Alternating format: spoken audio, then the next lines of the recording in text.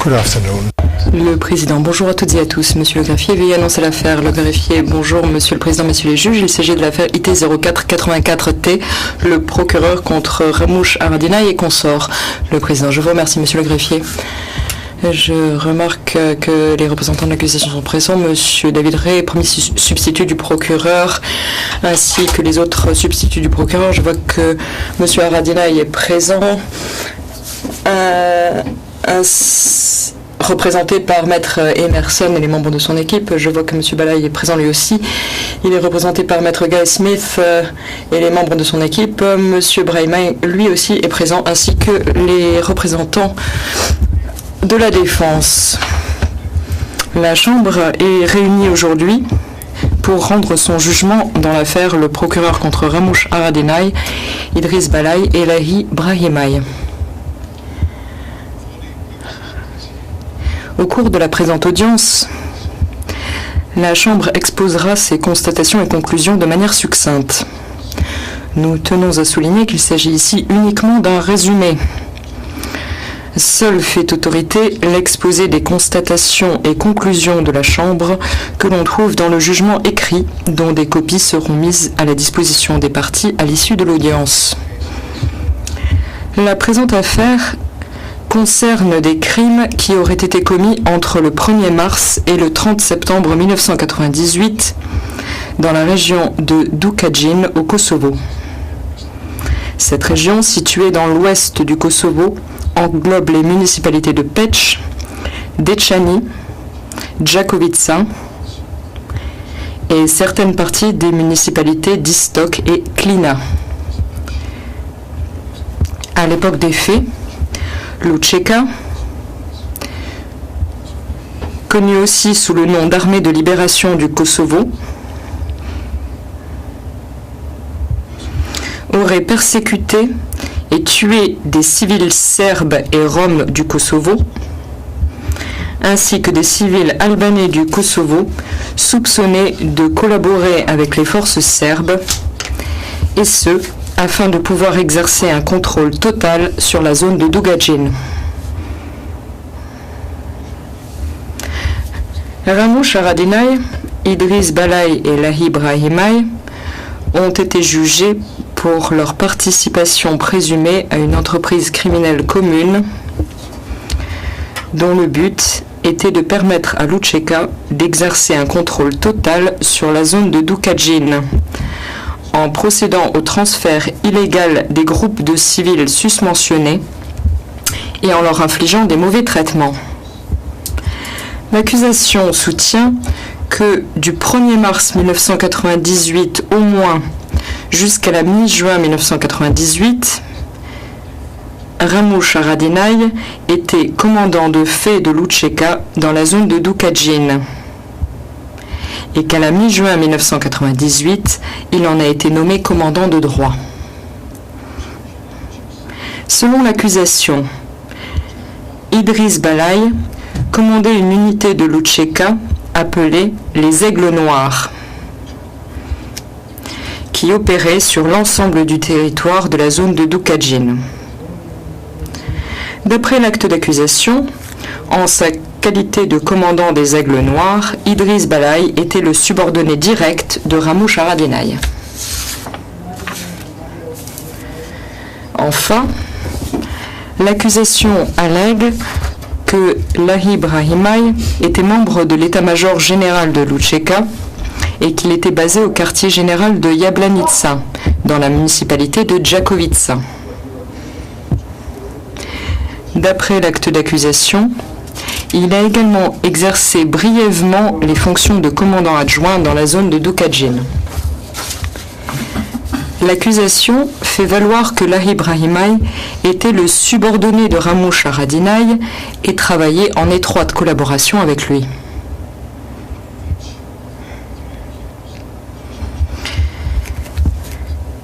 À défaut, les trois accusés se voient reprocher d'avoir commis, planifié, incité à commettre ou ordonné nombre des crimes retenus dans l'acte d'accusation ou de s'en être rendu complice. Avant de résumer ses constatations et conclusions, la Chambre souhaite aborder quelques questions en rapport avec le procès tenu en l'espèce.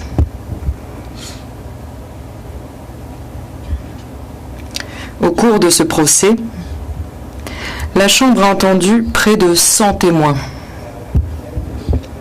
Cependant, il a souvent été très difficile d'obtenir leur témoignage.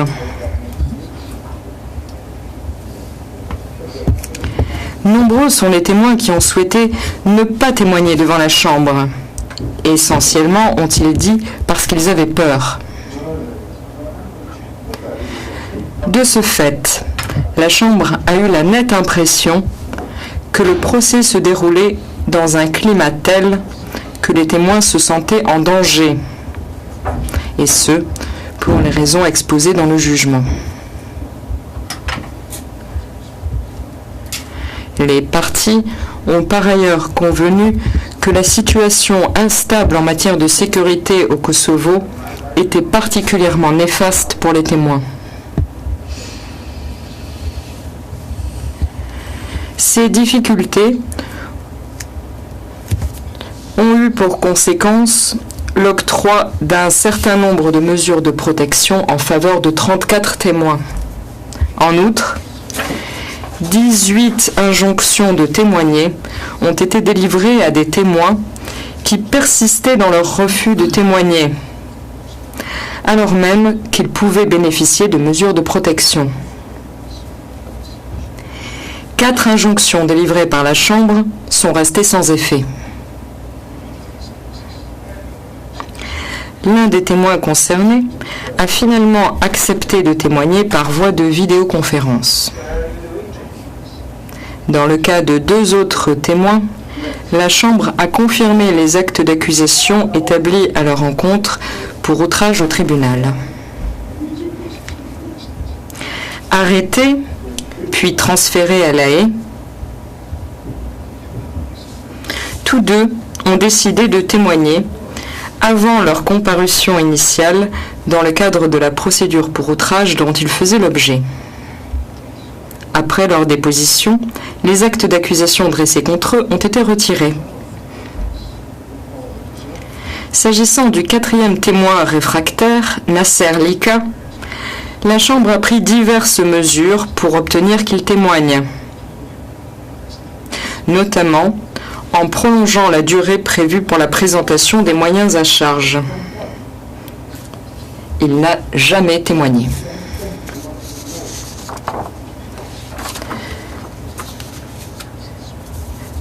Trois demandes d'injonction de témoigner présentées par l'accusation ont été rejetées par la Chambre. L'une d'entre elles visait un témoin extrêmement bouleversé à l'idée de déposer devant le tribunal. La section d'aide aux victimes et aux témoins du tribunal a prévenu l'accusation qu'il était risqué de faire déposer ce témoin sans évaluer d'abord les menaces le concernant et d'autres éléments encore.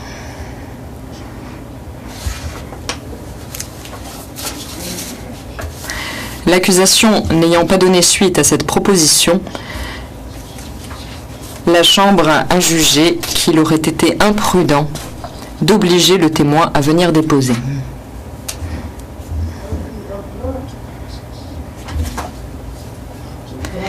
Deux témoins ont comparu devant le tribunal sans y avoir été contraints par une injonction. Pourtant, à la barre, ils ont refusé de témoigner. L'un d'entre eux, Şevket Kabashi, a confirmé quelques renseignements le concernant, après quoi il a refusé de répondre à toute question portant sur le fond. En conséquence, la Chambre a rendu à son encontre une ordonnance qui tenait lieu d'acte d'accusation pour outrage. Toutefois, avant l'ouverture de son procès, Şevket Kabashi a quitté les Pays-Bas pour regagner son lieu de résidence aux États-Unis. La Chambre a envisagé et entrepris diverses démarches visant à obtenir son témoignage. Les poursuites pour outrage engagées contre Şevket Kabashi sont maintenues en attendant que ce dernier soit arrêté et transféré à La Haye. L'un des témoins ayant fait l'objet d'une injonction, le témoin 55, a déclaré, une fois sa déposition entamée, qu'il se sentait très tendu, qu'il craignait pour sa sécurité et qu'il n'était donc pas en mesure d'achever sa déposition. Après avoir consulté la section d'aide aux victimes et aux témoins du tribunal et obtenu un avis médical, la Chambre a estimé qu'il n'était pas dans l'intérêt de la justice de poursuivre l'audition du témoin 55.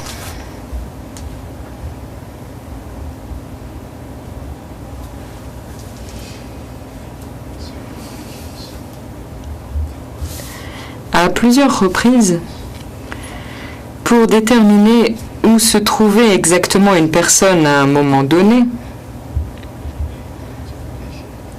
la Chambre a dû s'appuyer sur son identification par un seul témoin oculaire.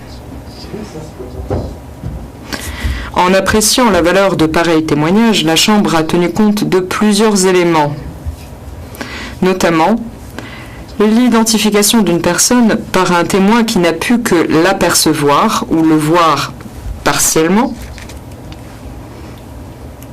le fait que le témoin ait vu la personne dans le noir ou pendant un moment traumatisant, et le fait que le témoin n'ait pu reconnaître la personne que plus tard.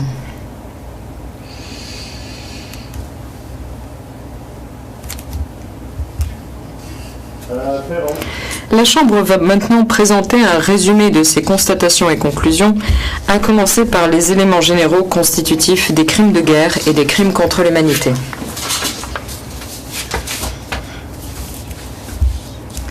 S'agissant des éléments généraux constitutifs des crimes de guerre, la Chambre a reçu un grand nombre d'éléments de preuve concernant le conflit armé qui opposait au Kosovo, l'UÇK et les forces serbes. Les affrontements qui ont éclaté dans les propriétés des familles Ahmeti, Yashari et Haradinaj entre la fin du mois de février et le début du mois de mars 1998 constituent des incidents particulièrement violents, mais isolés, suivis de périodes de calme relatif. Les éléments de preuve indiquent que le conflit a atteint le 22 avril 1998 le degré d'intensité requis.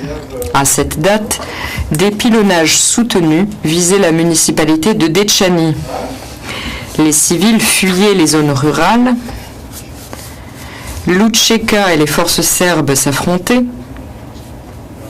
Et l'armée yougoslave participait au combat et se déployait sur tout le territoire.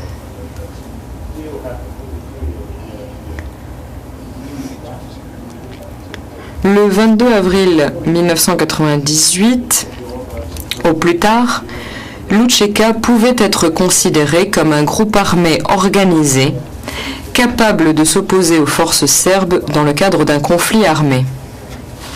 L'UÇK avait alors recruté de nombreux membres, des volontaires, qu'elle avait entraînés et avait mis sur pied une structure militaire rudimentaire.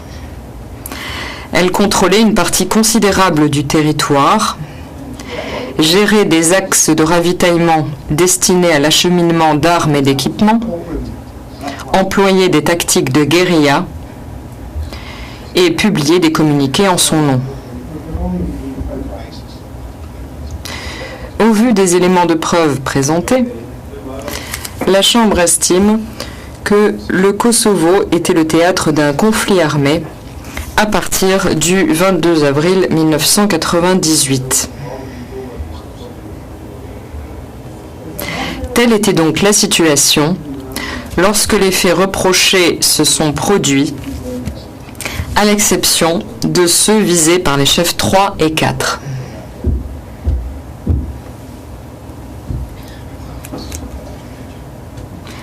S'agissant des éléments généraux constitutifs des crimes contre l'humanité, L'accusation fait valoir que Lučeka a lancé une attaque généralisée ou systématique contre une partie de la population civile des municipalités de Dečani, Peć, Đakovica, Istok et Klina au Kosovo.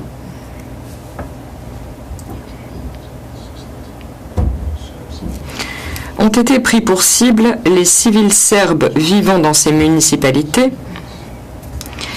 ainsi que les civils soupçonnés de collaborer avec les Serbes ou soupçonnés de ne pas soutenir Lučeka.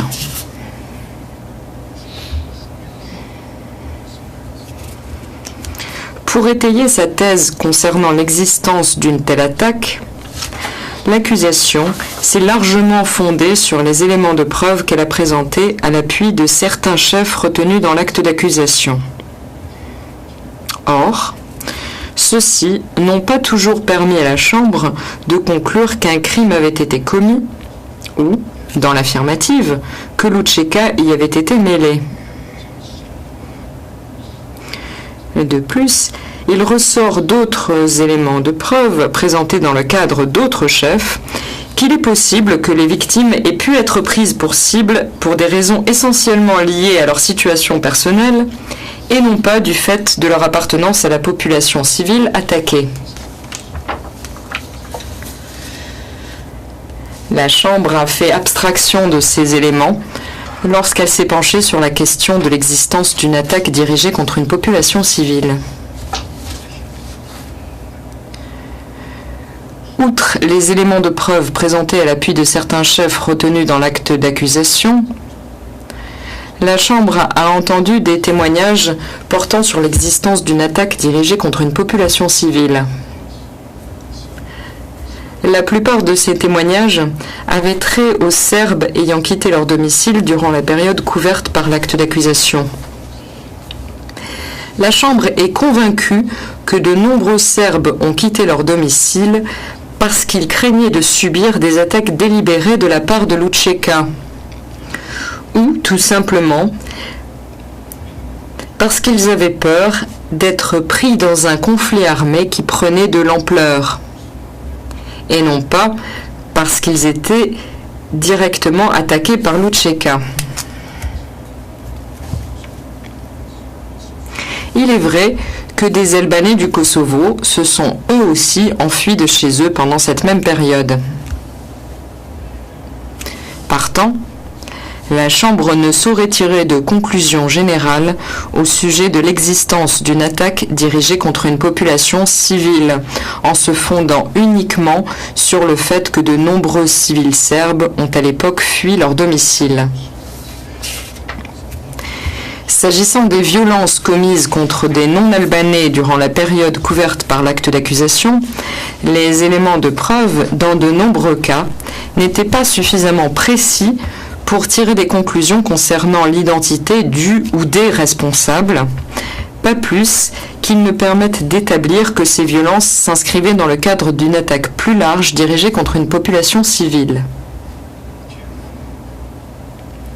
La Chambre a estimé que l'ampleur et la fréquence des mauvais traitements, des transferts forcés et des meurtres dont ont été victimes les civils serbes et roms, ainsi que les civils albanais du Kosovo soupçonnés de collaborer avec les Serbes ou de ne pas soutenir Lučeka, ne permettaient pas de conclure à l'existence d'une attaque dirigée contre une population civile.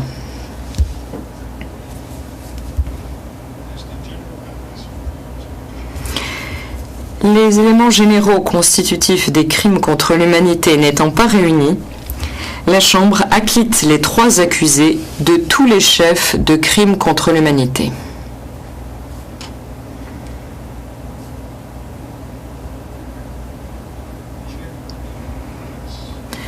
Nous en venons à présent aux chefs de violation des lois ou coutumes de la guerre.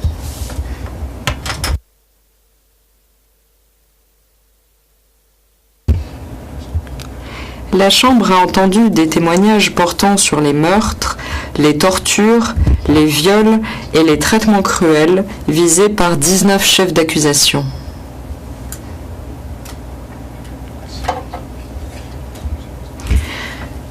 Après avoir examiné les éléments de preuve présentés à l'appui de certains chefs retenus dans l'acte d'accusation, la Chambre a conclu que nombre des crimes reprochés avaient été commis par des soldats de l'UÇK ou par des personnes ayant des liens avec celle-ci, y compris les mauvais traitements infligés aux personnes détenues à Jablanica. La Chambre a estimé que les soldats de l'UÇK présents sur les lieux, ou des personnes ayant des liens avec l'UÇK, avaient violemment battu le témoin 6, Nenad Remishtar, Pal Krasniqi, Skender Kuchi, le témoin 3, 3 hommes monténégrins dont l'identité n'a pas été établie, ainsi qu'un homme bosniaque dont l'identité n'a pas été établie non plus. Les mauvais traitements qui ont été infligés à ces personnes étaient assimilables à des traitements cruels et dans de nombreux cas à des tortures. La Chambre a également conclu que 2 de ces personnes, Skender Kuchi et Pal Krasniqi, étaient décédés des suites de ces mauvais traitements.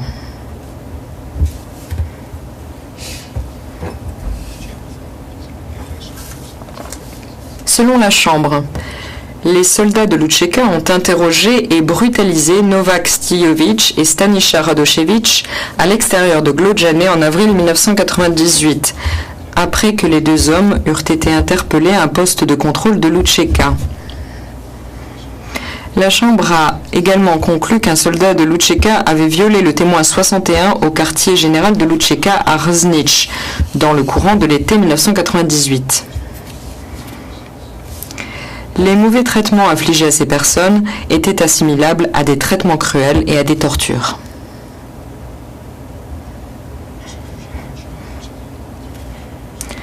L'accusation a mis en cause les 3 accusés pour le meurtre de 30 personnes dont les restes ont été trouvés dans le secteur du lac de Radonjic. La Chambre a néanmoins estimé que seuls 7 de ces meurtres avaient été prouvés au-delà de tout doute raisonnable et pouvaient être imputés à des soldats de l'UÇK. Il s'agit du meurtre de Zenun Gashi, Nouriye Krasniqi, Istrev Krasniqi, Saniye Balai, ainsi que celui de la mère et des 2 sœurs du témoin 19 et du témoin 4.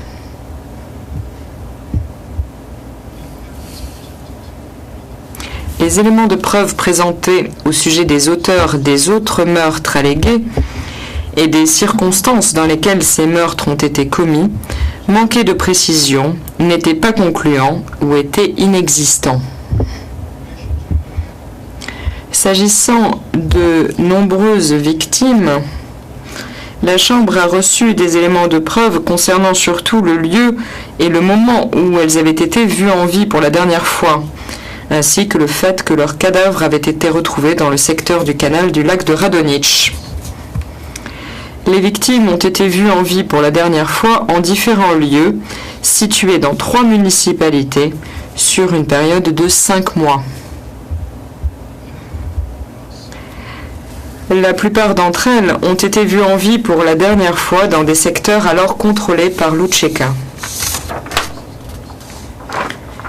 Durant la période couverte par l'acte d'accusation, l'UÇK exerçait un contrôle important, mais pas total, sur le secteur du canal du lac de Radonjic. Ce qui permet d'envisager la possibilité que des membres de l'UÇK aient enlevé les victimes et les aient tuées, après quoi ils se seraient débarrassés des corps dans le secteur du canal du lac de Radonjic, ou qu'ils aient conduit les victimes à cet endroit et les aient exécutées sur place.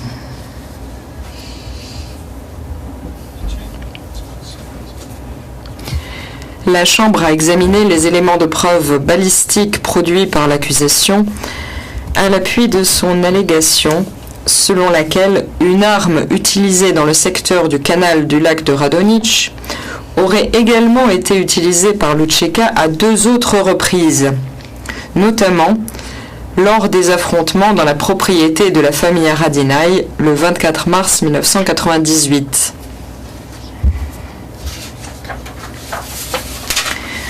En raison de certaines imprécisions et de l'impossibilité de vérifier les informations fournies, la Chambre a jugé qu'elle ne pouvait pas se fier à ces éléments de preuve.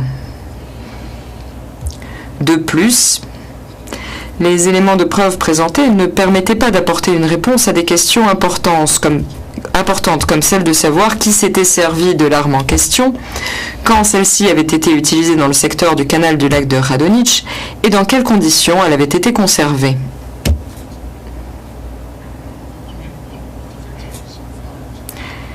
Ce n'est qu'à propos de l'une des victimes dont le corps a été retrouvé dans le secteur du canal du lac de Radonjić, Sanje Balaj, que la Chambre a reçu de nombreux éléments de preuve concernant les auteurs du meurtre et les circonstances de celui-ci. Le cas de cette victime atteste la prudence dont la Chambre a dû faire preuve pour tirer ses déductions concernant la responsabilité des accusés en se fondant seulement sur la disparition ou l'enlèvement d'une personne et la découverte ultérieure de sa dépouille dans le secteur du canal du lac de Radonjić. À première vue, tous les éléments sont réunis. Sanje Balaj a été arrêté par des soldats de l'UÇK. Son nom se trouvait sur ce qui semble avoir été une liste de personnes recherchées utilisée par ces mêmes soldats. Elle a été conduite dans un quartier général de l'UÇK où elle a été interrogée. Sa dépouille a été retrouvée dans le secteur du canal du lac de Radonjić. Et enfin, l'autopsie révèle qu'elle est décédée de mort violente. Au premier abord, d'aucuns pourraient penser que la Chambre ne pouvait que conclure que cette personne avait été assassinée alors qu'elle était détenue par l'UÇK. Or, au vu des éléments de preuve détaillés qui ont été présentés à propos des circonstances du décès de Sanje Balaj, cette conclusion, semble-t-il évidente, aurait été erronée. À titre d'exemple, la Chambre a entendu des témoignages selon lesquels un commandant de l'UÇK avait ordonné la libération de Sanje Balaj. La victime avait sur elle une somme d'argent considérable, et le soldat de l'UÇK qui l'a assassiné le savait. Sanje Balaj n'a pas été tué dans des locaux de l'UÇK ou à proximité du secteur du canal du lac de Radonjić. De surcroît, plusieurs témoins ont mentionné que l'UÇK avait diligenté une enquête sur ce meurtre. Compte tenu de l'ensemble des preuves présentées sur ce point, la Chambre estime que si l'UÇK est peut-être impliqué dans ce meurtre, il est tout aussi raisonnable de conclure que Sanje Balaj a pu être prise pour cible par des personnes qui n'agissaient pas sous la direction de l'UÇK ou en exécution de la politique adoptée par celle-ci, et qu'elle n'a peut-être pas été tuée alors qu'elle était sous la garde de l'UÇK.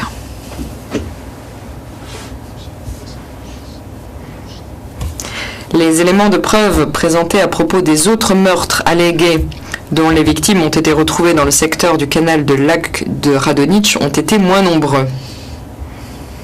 Dans certains cas, les circonstances entourant la disparition de la victime n'ont absolument pas été élucidées. Certaines dépouilles découvertes dans le secteur du canal du lac de Radonjić n'ont pas été identifiées.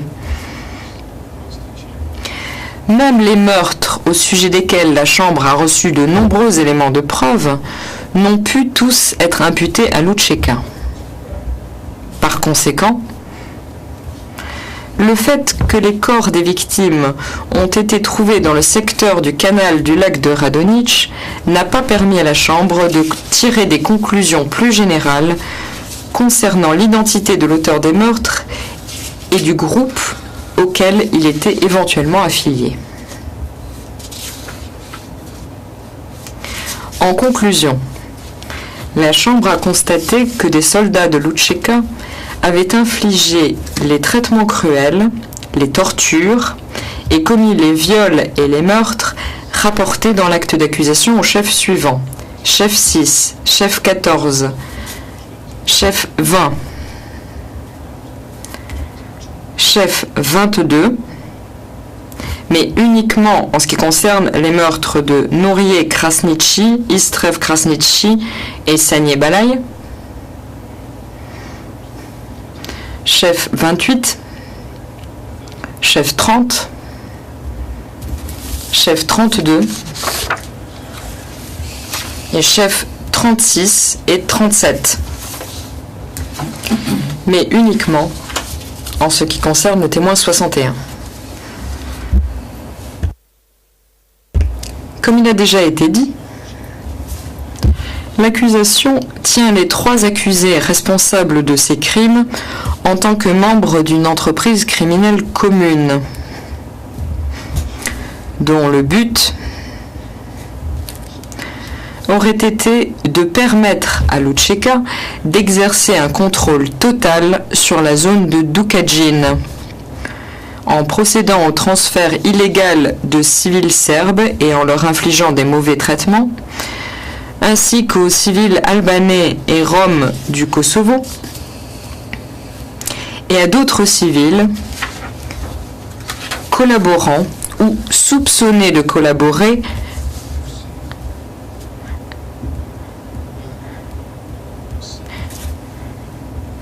avec les forces serbes ou soupçonnés de ne pas soutenir l'UÇK.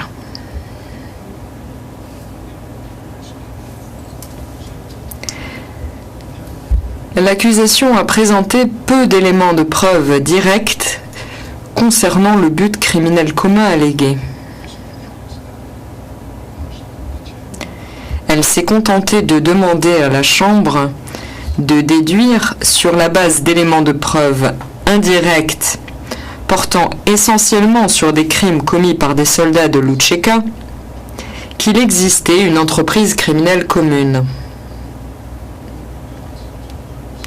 S'agissant du meurtre de Saniye Balai, la Chambre rappelle que d'autres théories, tout aussi raisonnables que celles de l'accusation, peuvent être envisagées. Bien que les événements survenus au quartier général de Jablanica semblent indiquer que les crimes commis à cet endroit l'ont été de façon systématique, la Chambre a néanmoins estimé que les éléments de preuve présentés ne suffisaient pas à conclure à l'existence d'un but criminel commun, qu'un ou plusieurs accusés auraient partagé avec d'autres membres de l'entreprise criminelle commune alléguée. En conclusion, après avoir examiné la totalité des éléments de preuve, tant directs qu'indirects, la Chambre n'a pas été convaincue, au-delà de tout doute raisonnable, que les 3 accusés avaient participé à une entreprise criminelle commune, comme il le leur est reproché dans l'acte d'accusation. À défaut, les 3 accusés sont tenus responsables d'avoir commis, planifié, incité à commettre ou ordonné nombre des crimes retenus dans l'acte d'accusation ou de s'en être rendus complices. Pour 2 chefs d'accusation seulement, la Chambre a reçu suffisamment d'éléments de preuve pour être convaincue, au-delà de tout doute raisonnable, de la responsabilité pénale individuelle de l'un des accusés, à savoir Lahi Brahimaj. La Chambre va maintenant exposer le résumé des constatations et conclusions y afférents. Au chef 28, l'accusation allègue que le 13 juin 1998, ou vers cette date, des soldats de l'UÇK ont arrêté le témoin 6 après avoir fouillé son véhicule et trouvé une arme. D'après l'acte d'accusation, le témoin 6 a ensuite été placé en détention au quartier général de Jablanica, où il a été régulièrement battu par des soldats de l'UÇK, y compris Lahi Brahimaj. Au vu des éléments de preuve présentés, la Chambre est convaincue que le témoin 6 a été détenu au quartier général de Jablanica pendant 6 semaines environ, à partir du 13 juin 1998 ou vers cette date.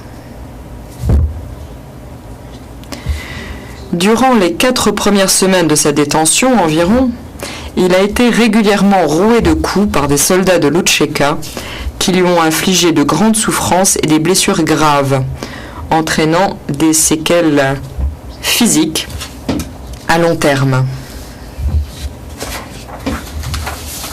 De plus, le témoin 7 et le témoin 16 ont déclaré qu'un commandant présent au quartier général les avait informés que le témoin 6 avait été jugé coupable ou condamné. Selon eux, le commandant a tenu des propos hargneux à l'encontre du président Rugova et de ceux qui ne combattaient pas. Le témoin 6 a lui-même déclaré qu'à sa libération, on lui avait remis une décision écrite de Nazmi Brahimaj dans laquelle il était indiqué que s'il récidivait, il serait poursuivi. Au vu des éléments de preuve présentés, la Chambre est convaincue que des soldats de l'UÇK ont infligé des mauvais traitements au témoin 6 pour le punir.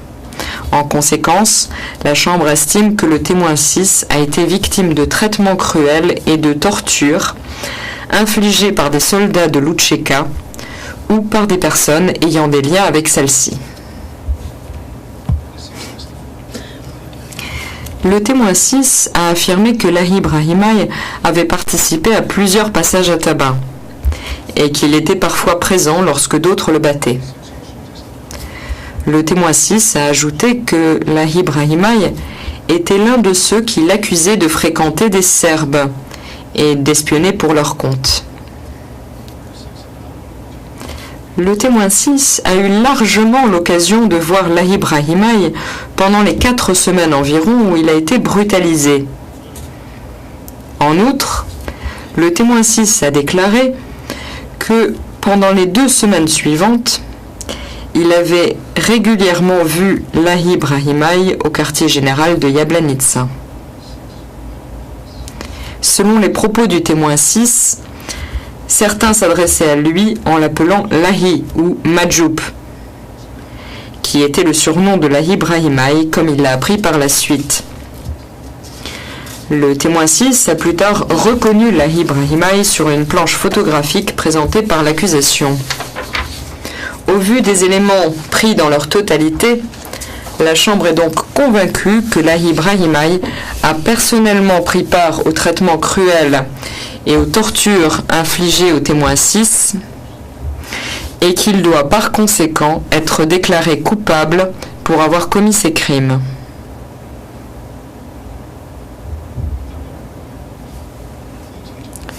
Au chef 32, l'accusation allègue qu'en juin 1998, le témoin 3 a été détenu au quartier général de l'UÇK à Jablanica et qu'il y a subi des sévices corporels graves entre les mains de l'UÇK. La Chambre est convaincue que le témoin 3 a été victime de sévices infligés par des soldats de l'UÇK ou par des personnes ayant des liens avec celle-ci. Sévices qui lui ont causé de grandes souffrances et que ces souffrances ont été infligées de manière intentionnelle. La Chambre est également convaincue que le témoin 3 a été battu en guise de punition pour avoir dissimulé une arme et dans une volonté d'exercer à son encontre une discrimination en raison de ses liens présumés avec les Serbes. En conséquence, la Chambre est convaincue, au-delà de tout doute raisonnable, que des soldats de l'UÇK ou des personnes ayant des liens avec Lucheka se sont rendus coupables de traitements cruels et de torture à l'encontre du témoin 3. De plus, les éléments de preuve présentés montrent, au-delà de tout doute raisonnable, que Lahi Brahimaj a laissé le témoin 3 dans une pièce du quartier général de Jablanica et que, peu après son départ, des soldats de Lucheka ou des personnes ayant des liens avec Lucheka ont fait irruption dans cette pièce et ont frappé le témoin 3 à l'aide de battes de baseball. Les éléments de preuve présentés montrent également, au-delà de tout doute raisonnable, qu'à une autre occasion, Lahi Brahimaj a interrogé le témoin 3 en l'accusant d'avoir soutenu la police serbe et d'avoir dissimulé une arme automatique. Cette fois-là, Lahi Brahimaj a demandé à 2 femmes en uniforme noir qui assistaient à la scène de s'entraîner sur lui. Les 2 femmes ont alors frappé le témoin 3.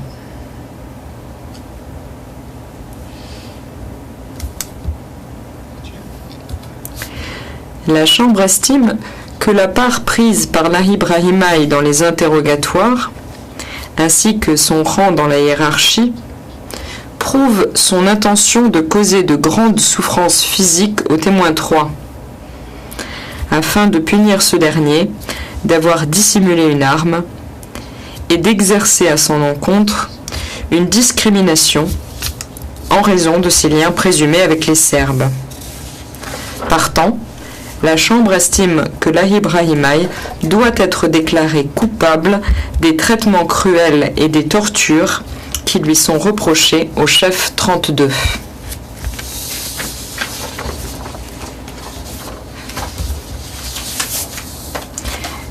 S'agissant des autres crimes visés par les chefs 6, 20, 30, 36 et 37, la Chambre juge que les éléments de preuve présentés par l'accusation ne permettent pas de tenir les accusés pénalement responsables de ces crimes.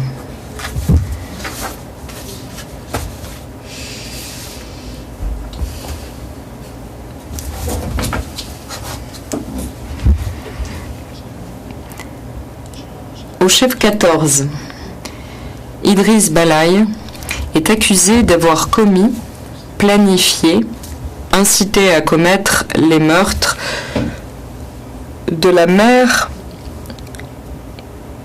et des 2 sœurs du témoin 4 et du témoin 19, ou de s'en être fait le complice. La Chambre estime, à la majorité, qu'aucun élément de preuve ne permet de conclure qu'Idriss Balai aurait sciemment participé ou aidé à la commission de l'un quelconque des meurtres reprochés. La Chambre note en particulier l'absence d'éléments de preuve indiquant qu'Idriss Balai savait, à l'époque, que des meurtres étaient commis ou étaient sur le point de l'être. Le juge Hopfel, exprimant son désaccord à propos de la responsabilité pénale d'Idriss Balai en tant que complice du meurtre de la sœur S.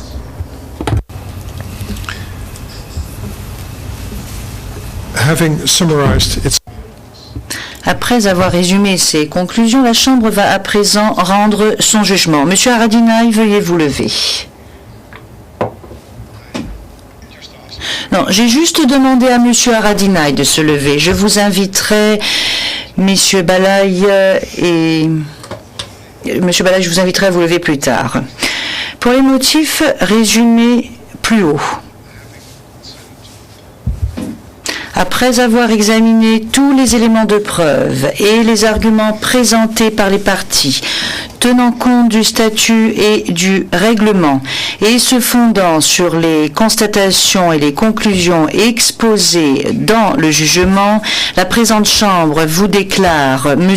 Haradinaj non coupable et vous acquitte en conséquence de tous les chefs, et je souhaiterais un peu de calme, je vous prie, de tous les chefs retenus contre vous dans l'acte d'accusation. La Chambre ordonne que vous soyez immédiatement libérés du quartier pénitentiaire des Nations Unies, une fois prises toutes les dispositions nécessaires. Vous pouvez vous asseoir.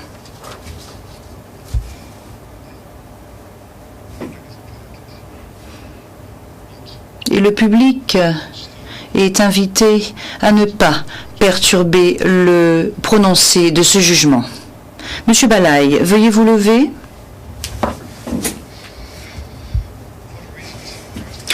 Pour les motifs résumés plus haut, après avoir examiné tous les éléments de preuve et les arguments présentés par les parties, tenant compte du statut et du règlement, et se fondant sur les constatations et les conclusions exposées dans le jugement, la Chambre, à la majorité des juges, vous déclare non coupable, le juge Hopfeld étant en désaccord, et vous acquitte en conséquence de tous les chefs retenus contre vous dans l'acte d'accusation. La Chambre ordonne que vous soyez libérés du quartier pénitentiaire des Nations Unies, une fois prises toutes les dispositions nécessaires pour que vous soyez remis aux autorités compétentes afin d'exécuter la peine que vous purgez au moment de votre transfèrement au siège du tribunal. Vous pouvez vous asseoir.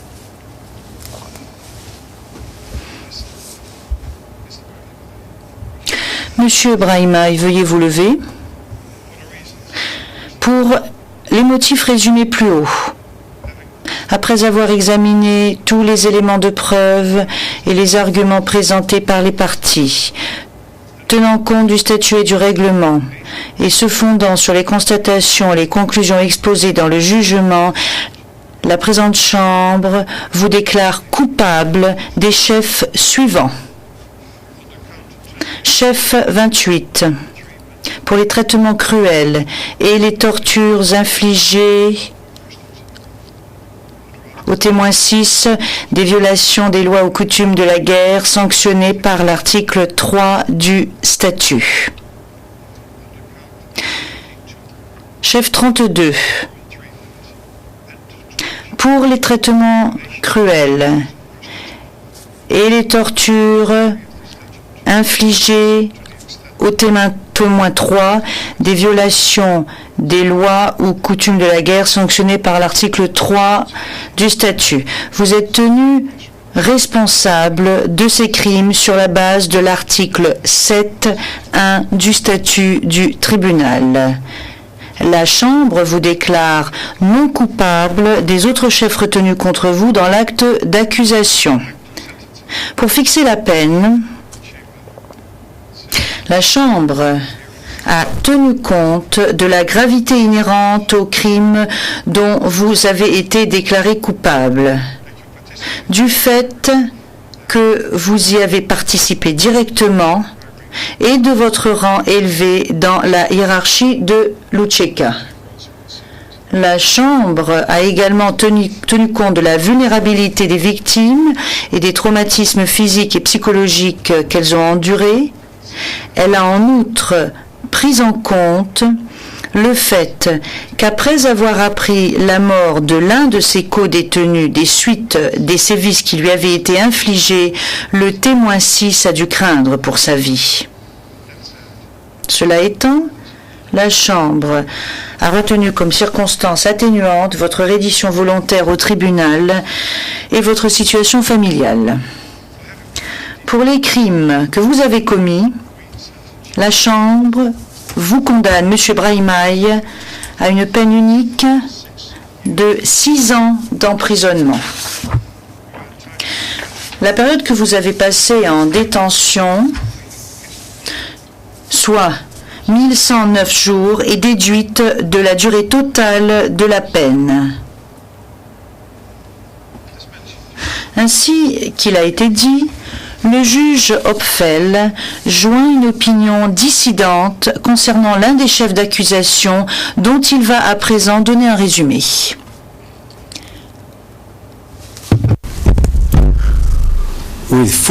Le juge Hopfel. Bien que je respecte entièrement l'opinion exprimée par la majorité des juges de la Chambre, je suis en désaccord avec certaines conclusions tirées à propos du chef 14. S'agissant de ce chef, la Chambre a constaté que la sœur S, sa mère, et la sœur M avaient été séparément emmenée de chez elle, puis tuée par des soldats de Lucheka. Elle a par ailleurs constaté que l'accusé Idriss Balaï était présent lorsque ces personnes avaient été enlevées et lorsque la sœur S avait été, après son enlèvement, autorisée à rendre visite à sa famille. Les éléments de preuve ont montré qu'Idriss Balaï donnait des ordres à la sœur S, qui avait été forcée de rejoindre les rangs de Lucheka, qui lui avait ordonné de retourner à une certaine heure au quartier général de Lucheka après sa seconde visite à sa famille, et qu'il s'était assuré qu'elle avait obéi à ses ordres. En outre, les éléments de preuve ont montré qu'Idriss Balaï avait ordonné à la sœur S d'exécuter une personne et qu'il avait menacé de la tuer si elle n'obtempérait pas.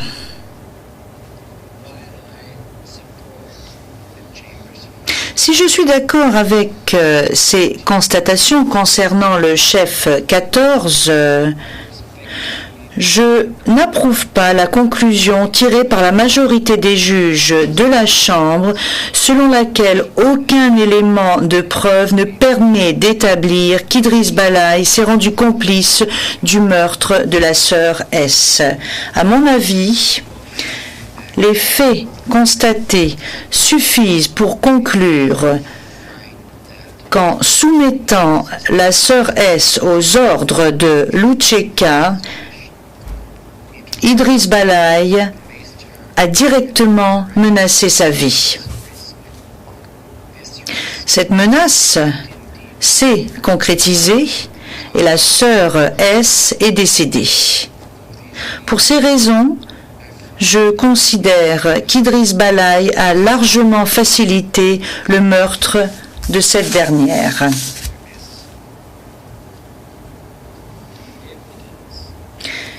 Les éléments de preuve ont montré le rôle essentiel qu'a joué Idriss Balaï lors de l'enlèvement de la sœur S et en autorisant celle-ci à rendre visite à sa famille. Les menaces de mort qu'Idriss Balaï a proférées montrent en outre qu'il était persuadé qu'il avait droit de vie et de mort sur la sœur S. Compte tenu de ces éléments, je suis convaincu, au-delà de tout doute raisonnable, qu'Idriss Balaï savait que la sœur S serait assassinée et qu'en l'enlevant et en la soumettant à son contrôle, il faciliterait son meurtre. En conséquence, il s'est fait sciemment le complice du meurtre de la sœur S. J'estime donc qu'Idriss Balaï est complice du meurtre de la sœur S et qu'il aurait dû être déclaré coupable du chef 14.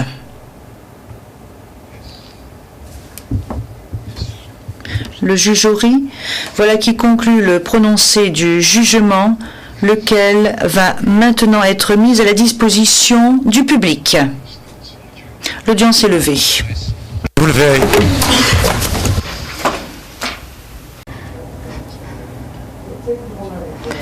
En conséquence, la Chambre a rendu à son encontre une ordonnance qui tenait lieu d'acte d'accusation pour outrage.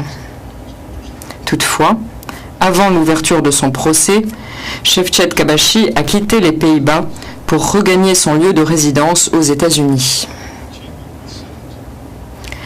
La Chambre a envisagé et entrepris diverses démarches visant à obtenir son témoignage. Les poursuites pour outrage engagées contre Şevket Kabashi sont maintenues en attendant que ce dernier soit arrêté et transféré à La Haye. L'un des témoins ayant fait l'objet d'une injonction, le témoin 55, a déclaré, une fois sa déposition entamée, qu'il se sentait très tendu, qu'il craignait pour sa sécurité et qu'il n'était donc pas en mesure d'achever sa déposition.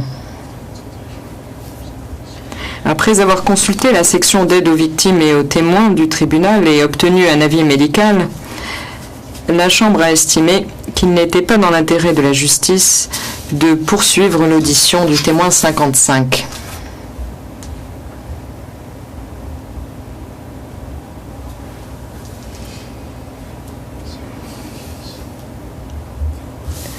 À plusieurs reprises, pour déterminer où se trouvait exactement une personne à un moment donné, la Chambre a dû s'appuyer sur son identification par un seul témoin oculaire. En appréciant la valeur de pareils témoignages, la Chambre a tenu compte de plusieurs éléments, notamment l'identification d'une personne par un témoin qui n'a pu que l'apercevoir ou le voir partiellement, le fait que le témoin ait vu la personne dans le noir ou pendant un moment traumatisant, et le fait que le témoin n'ait pu reconnaître la personne que plus tard.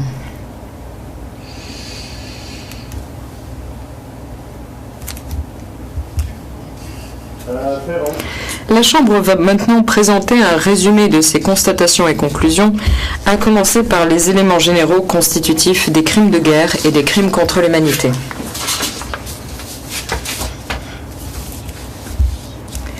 S'agissant des éléments généraux constitutifs des crimes de guerre, la Chambre a reçu un grand nombre d'éléments de preuve concernant le conflit armé qui opposait au Kosovo, l'Učeka et les forces serbes. Les affrontements qui ont éclaté dans les propriétés des familles Ahmeti, Yashari et Haradinaj entre la fin du mois de février et le début du mois de mars 1998 constituent des incidents particulièrement violents, mais isolés, suivis de périodes de calme relatif. Les éléments de preuve indiquent que le conflit a atteint le 22 avril 1998 le degré d'intensité requis. À cette date, des pilonnages soutenus visaient la municipalité de Dečani. Les civils fuyaient les zones rurales. L'Učeka et les forces serbes s'affrontaient. Et l'armée yougoslave participait au combat et se déployait sur tout le territoire.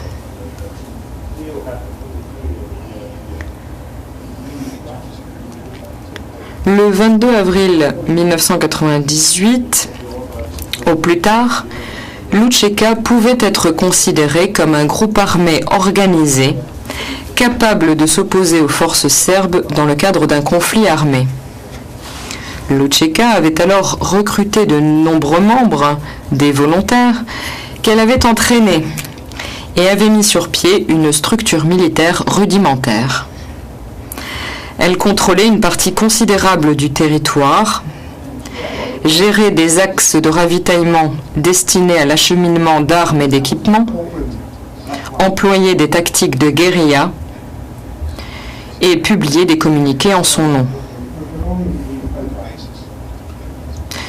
Au vu des éléments de preuve présentés, la Chambre estime que le Kosovo était le théâtre d'un conflit armé à partir du 22 avril 1998.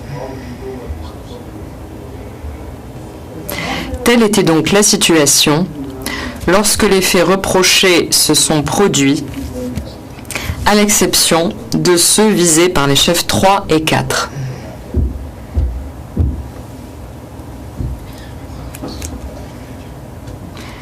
S'agissant des éléments généraux constitutifs des crimes contre l'humanité,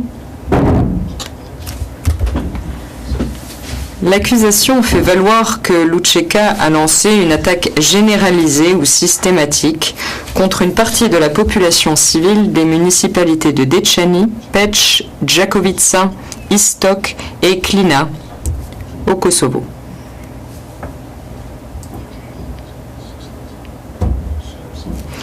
Ont été pris pour cible les civils serbes vivant dans ces municipalités, ainsi que les civils soupçonnés de collaborer avec les Serbes ou soupçonnés de ne pas soutenir l'UÇK.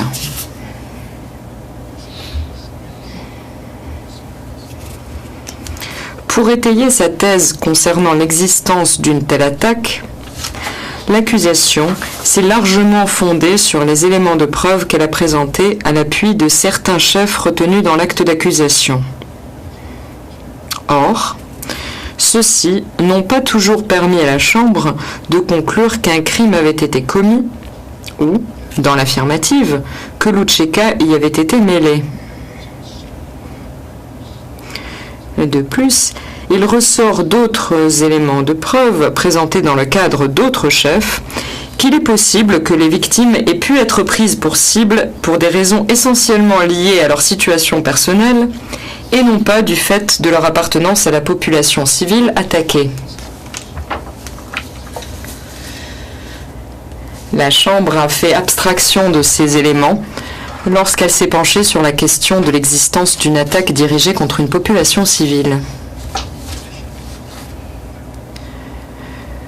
Outre les éléments de preuve présentés à l'appui de certains chefs retenus dans l'acte d'accusation, la Chambre a entendu des témoignages portant sur l'existence d'une attaque dirigée contre une population civile.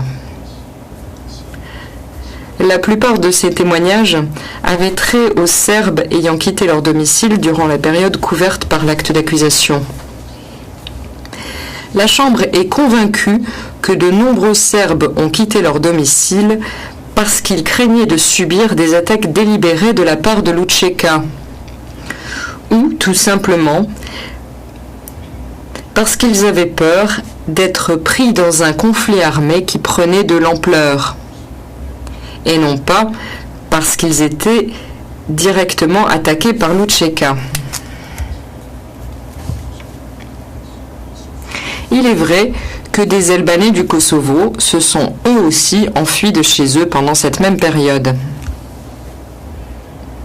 Partant, la Chambre ne saurait tirer de conclusion générale au sujet de l'existence d'une attaque dirigée contre une population civile, en se fondant uniquement sur le fait que de nombreux civils serbes ont à l'époque fui leur domicile. S'agissant des violences commises contre des non-albanais durant la période couverte par l'acte d'accusation, les éléments de preuve, dans de nombreux cas, n'étaient pas suffisamment précis pour tirer des conclusions concernant l'identité du ou des responsables, pas plus qu'ils ne permettent d'établir que ces violences s'inscrivaient dans le cadre d'une attaque plus large dirigée contre une population civile. En conséquence, la Chambre a rendu à son encontre une ordonnance qui tenait lieu d'acte d'accusation pour outrage. Toutefois, avant l'ouverture de son procès, Şevket Kabashi a quitté les Pays-Bas pour regagner son lieu de résidence aux États-Unis. La Chambre a envisagé et entrepris diverses démarches visant à obtenir son témoignage. Les poursuites pour outrage engagées contre Shavkat Kabashi sont maintenues en attendant que ce dernier soit arrêté et transféré à La Haye. L'un des témoins ayant fait l'objet d'une injonction, le témoin 55, a déclaré, une fois sa déposition entamée, qu'il se sentait très tendu, qu'il craignait pour sa sécurité et qu'il n'était donc pas en mesure d'achever sa déposition. Après avoir consulté la section d'aide aux victimes et aux témoins du tribunal et obtenu un avis médical, la Chambre a estimé qu'il n'était pas dans l'intérêt de la justice de poursuivre l'audition du témoin 55.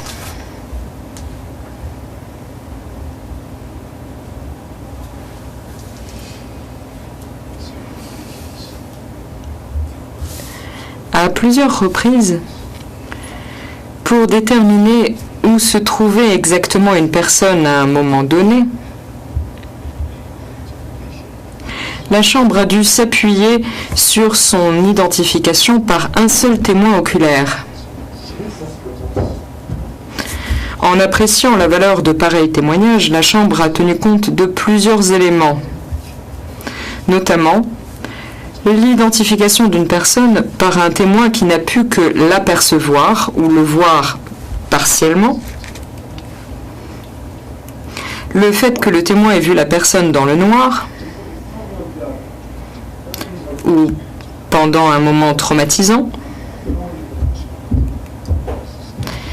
et le fait que le témoin n'ait pu reconnaître la personne que plus tard.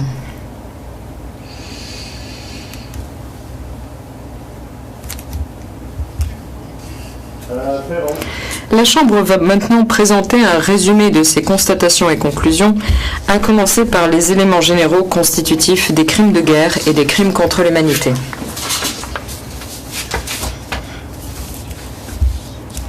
S'agissant des éléments généraux constitutifs des crimes de guerre, la Chambre a reçu un grand nombre d'éléments de preuve concernant le conflit armé qui opposait au Kosovo, l'UÇK et les forces serbes. Les affrontements qui ont éclaté dans les propriétés des familles Ahmeti, Yashari et Haradinaj entre la fin du mois de février et le début du mois de mars 1998 constituent des incidents particulièrement violents, mais isolés, suivis de périodes de calme relatif. Les éléments de preuve indiquent que le conflit a atteint le 22 avril 1998 le degré d'intensité requis. À cette date, des pilonnages soutenus visaient la municipalité de Dečani. Les civils fuyaient les zones rurales. L'UÇK et les forces serbes s'affrontaient. Et l'armée yougoslave participait au combat et se déployait sur tout le territoire.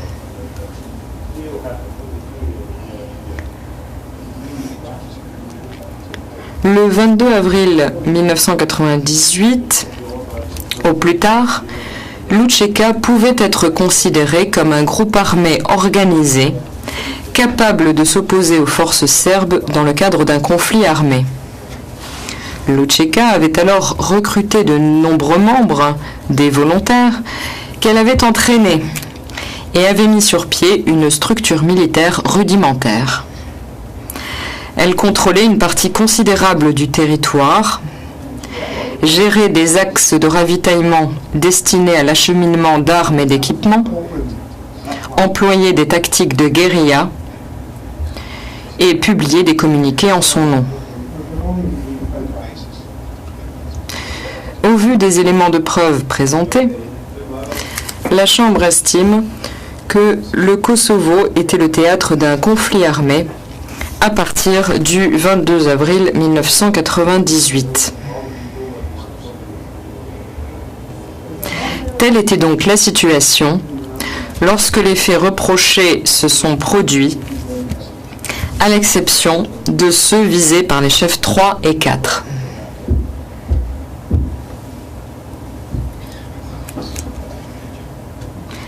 S'agissant des éléments généraux constitutifs des crimes contre l'humanité, l'accusation fait valoir que Lučeka a lancé une attaque généralisée ou systématique contre une partie de la population civile des municipalités de Dečani, Peć, Đakovica, Istok et Klina au Kosovo.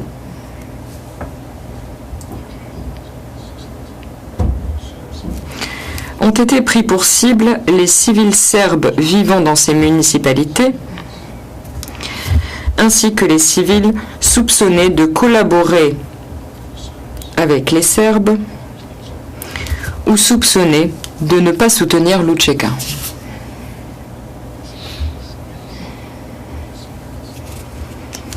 Pour étayer sa thèse concernant l'existence d'une telle attaque, l'accusation s'est largement fondée sur les éléments de preuve qu'elle a présentés à l'appui de certains chefs retenus dans l'acte d'accusation.